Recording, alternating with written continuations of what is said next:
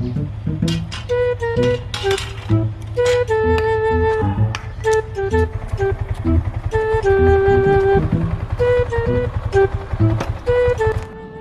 up mga chong, here's your boy Brian Chill back in here again and welcome to another vlog. And today mga chong is tuturuan ko kayo or bibigyan ko kayo ng mga tips kung paano mag-alaga and mag-maintain ng inyong mga motor.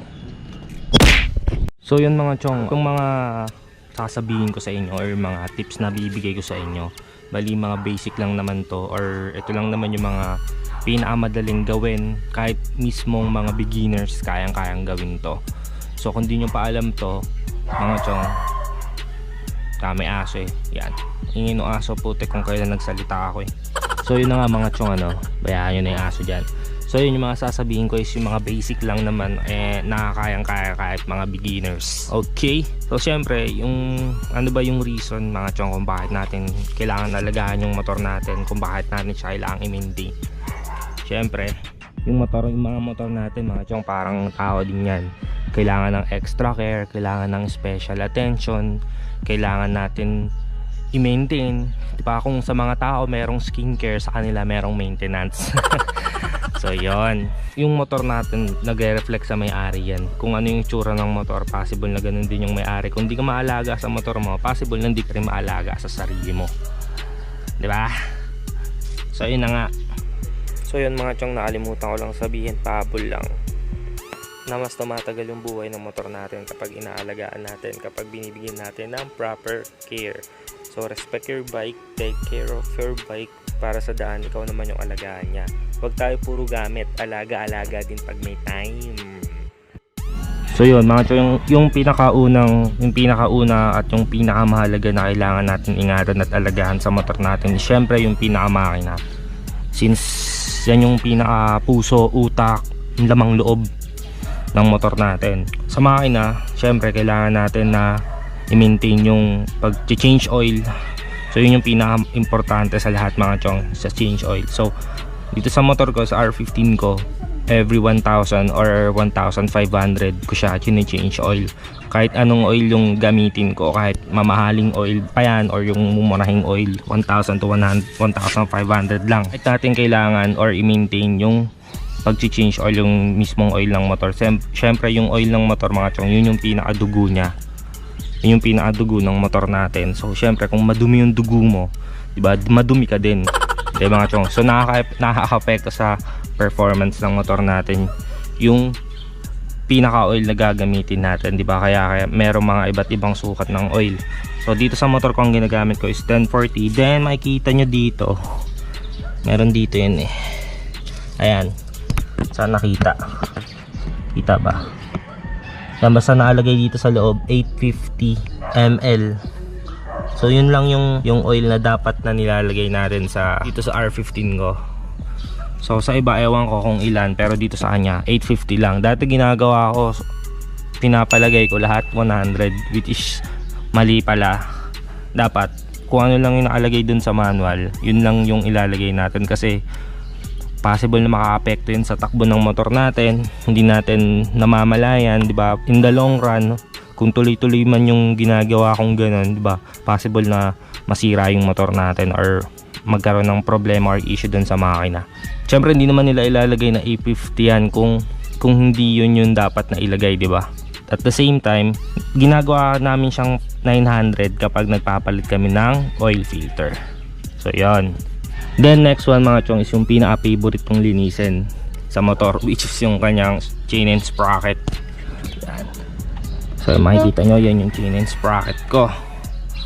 So nalinis ko na siya kahapon, kaya hindi ko na ipapakita kung paano siya linisin ngayon. Pero papakita ko sa inyo yung mga ginagamit ko sa kanyang panlinis. So ito, WD-40. So ginagamit ko to mga chong, ini-spray ko lang sa mismong motor, sa mismong sprocket nya, pinapaikot ko lang ng ganun, then spray. And at the same time mga chong, wag nyong uugaliin na nakabukas yung makina nyo na naglilinis kayo ng kadena.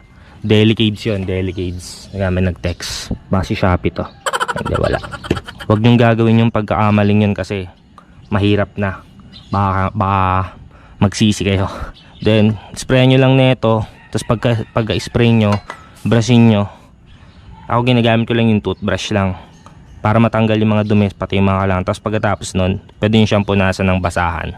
Tapos pagtapos natin na linisin, or pwede kayong gumamit ng kerosene. Yan, usually yun yung ginagamit na iba, kerosene lang, or yung mismong pandinis ng chain, which is yung may nakikita ko na sa internet, yung Motul chain cleaner. All purpose na ata yun.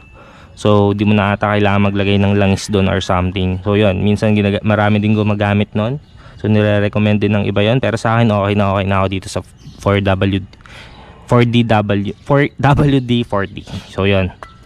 Tapos yan, lubricant. So wag natin kakalimutan na i-lubricant yung motor or yung mismong chain sprocket natin. Mas maganda mga chong, paglilinis kayo ng chain and sprocket kapag tapos nyong gamitin yung motor, kasi mas na-absorb niya or nagpe-penetrate yung lubricate dun sa kadena mismo.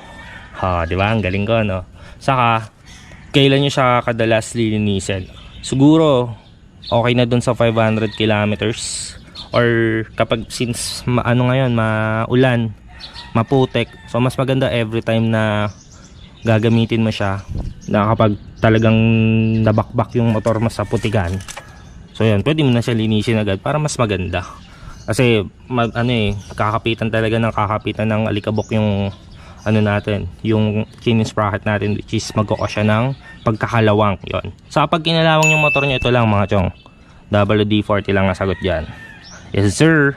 Tapos yun lang, brushin nyo lang maigi talaga. Tapos ang ginagamit kong langis dito minsan, hindi ako gumagamit na itong chain lube minsan. Ginagamit ko lang yung tutti oil. Yun lang, ordinary tutti oil lang. Saka kapag maingay yung wala na kasing ingay yan. Yan, wala na siyang ingay. Minsan maririnig nyo mga chong, parang ang ingay ng kadena natin. So lang yun, kailangan lang natin siyang linisan.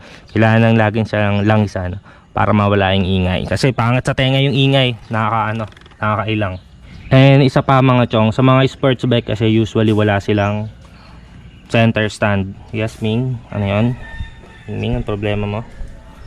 So yun, usually wala silang center stand, kaya advisable na bumili kayo ng paddock stand para mas malinis siya talaga ng maayos yung chain and sprocket nyo. So kapag magpapalit kayo ng gulong, di ba, mas maganda pag meron nito. Mas pogi pa. Hindi, joke lang. Sa kapag maglilinis talaga kayo, mas maganda talaga na meron itong paddock stand na to. Maraming tulong yan, maraming dulit yan sa buhay nyo. And yung pinakamalaking part na inaalagaan natin sa motor natin ay syempre yung mga fairings nya. So yan, kung makikita nyo mga chong, may magasgas na to. Ito yung sumemplang ako sa lukban.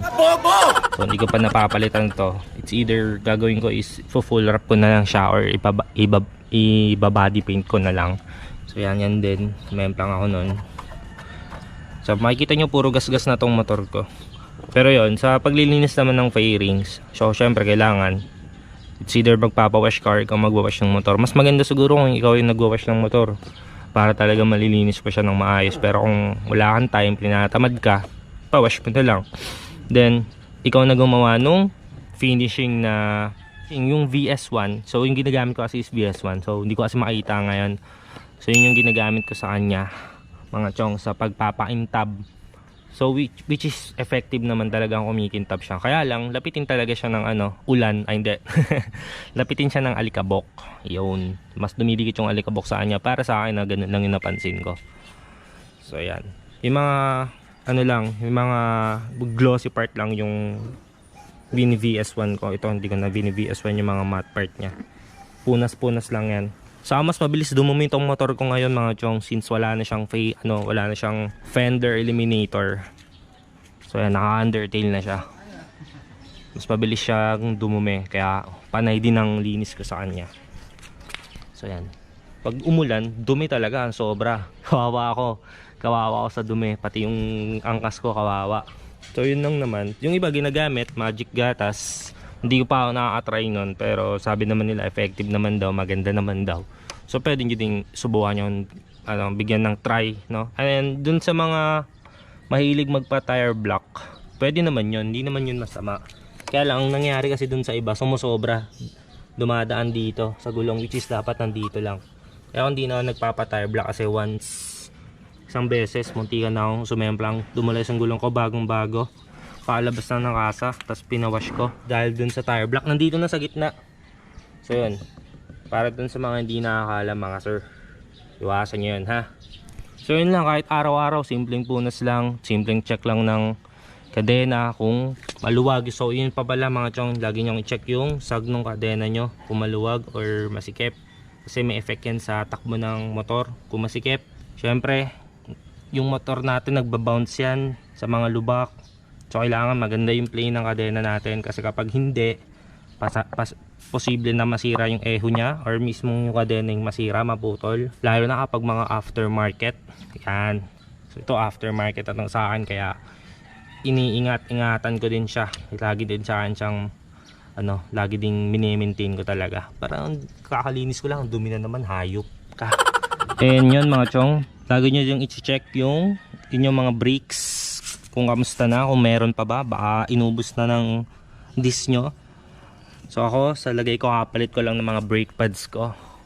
So lagi nyo i-check yung mga brake mga chong. Ayan, dito tayo. Ayan, makikita nyo, bagong bago, makapal na makapal. Kasi ang mangyayari nyan kapag di nyo napalitan tong brake again, kapag nandito na sa bakal, tulad nito, meron na siya, hindi na siya pantay, malalim na tong yung mga kinakapitan ng brake, malalim na siya. So ayan o, yan, makikita nyo ba? Diba? Iba na yung kulay nya.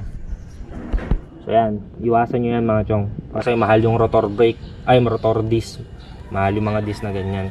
So kapag nakita nyo na medyo manipis na, umorder na kayo, kasi usually wala sa motor ko wala hindi agad nagkakaroon ng stock yung mga gantong motor sa kasa ng mga brake pads. So yun mga chong, so yun yung basic maintenance ko para sa motor ko. Di ba kayang-kaya ng mga beginner, kahit total beginner ka, kayang-kaya mong gawin yun. So YouTube, nandiyan ang YouTube para sa mga tutorial. Okay, so sa tingin nyo mga chong, yun na ba yun? Kung sa tingin nyo meron ako na miss, kindly comment it down. And then at the same time, kung meron kayong gustong pag-usapan dito sa channel ko, comment yun na din.